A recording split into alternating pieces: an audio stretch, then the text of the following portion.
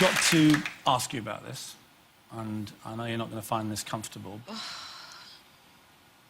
Do you remember where you were when you first heard the allegations that Amy Walton was making, that Ashley had cheated on you with her? Yes. At home. And how did you hear? From a phone call. From Ashley? No. You know, it's funny because hearing you back now, it's like a, you know, I'm saying things I've never heard myself say.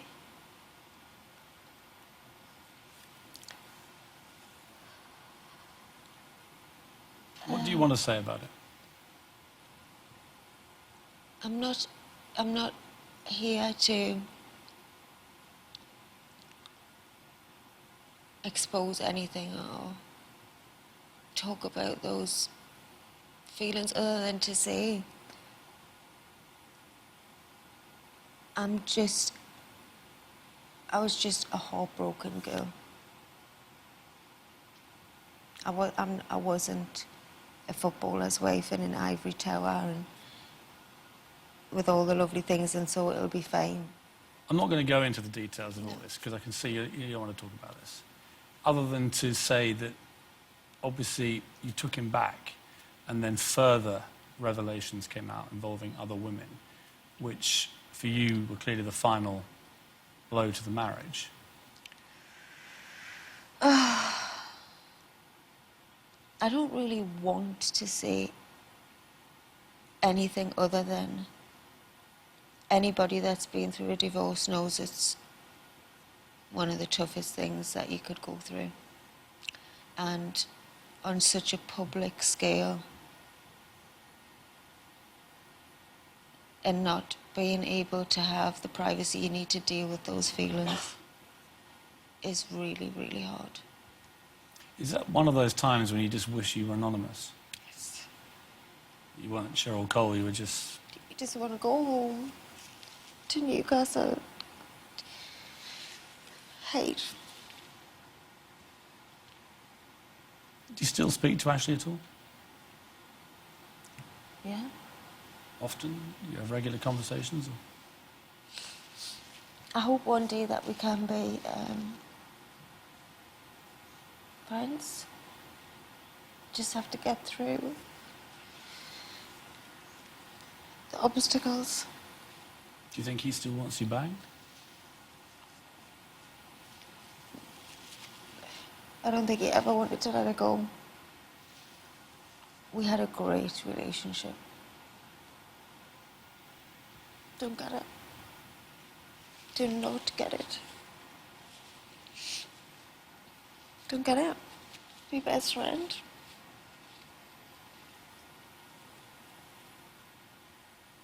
God, this is turning into therapy. Do you feel any better for talking about it? Does it help? Ask us in a couple of hours. You've had a tough time of it, but one thing you are, Cheryl, is a fighter.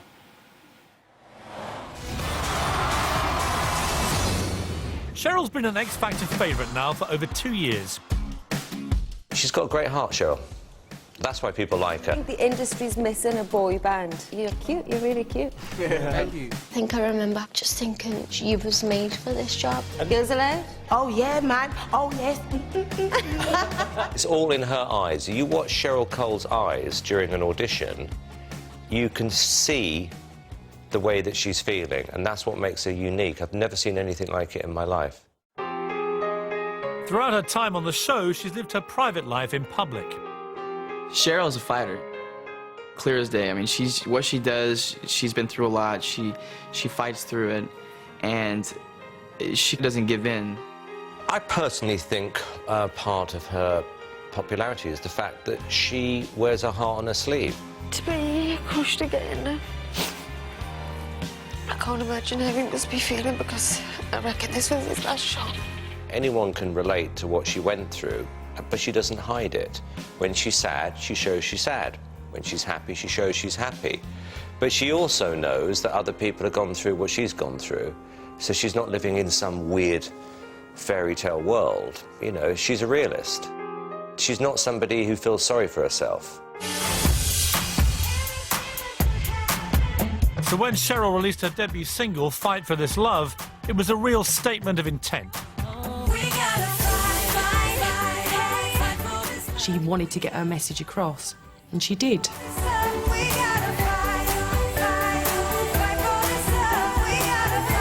She really sang that song from her heart. She was going through trouble with her, you know, personal relationship.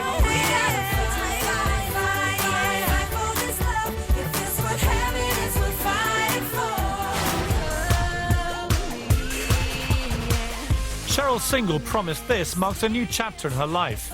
So what does the future hold for one of Britain's most desirable women?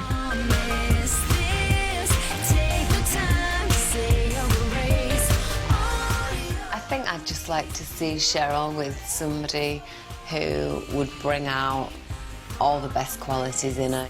I hope she falls in love again. There's speculation whether or not she's found it now. If she has, I'm really pleased for her. I'm sure, you know, it'll come a time that she'll find love again. And she will blossom even more than she is now.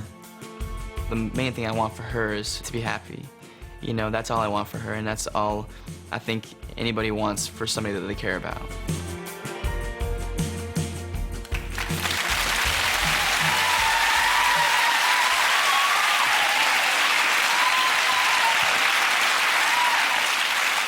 Music is obviously massively important to you.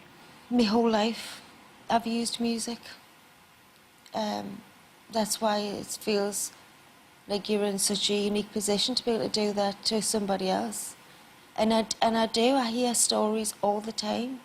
I just did a book signing the other week, and every single person that came to us had something to say about how my music or my songs had touched their lives, and that's a pretty incredible position to be in.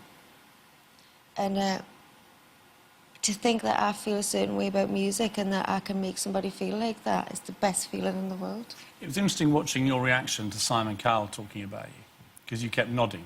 Simon is one of the most important people in my life. One, he changed my life when he invited us onto the X Factor. But most importantly, he gets it. He gets me like nobody else, and I've never met anybody like that before. What does he get?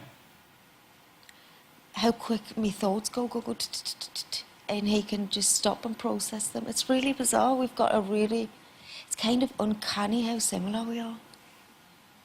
And that scares me to say out loud. Everybody interviewed in that last video just wants you to be happy. Do you think you can be quite quickly? Do you think you can move on? I think I can definitely move on.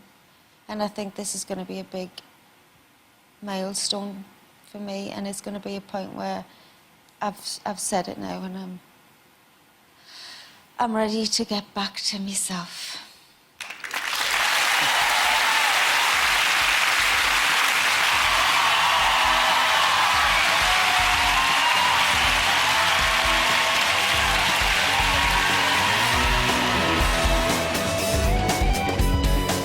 And in his most revealing interview ever, rock legend Rod Stewart talks to Piers Morgan about the women in his life, his battle with cancer, and how he feels about becoming a dad, age 65.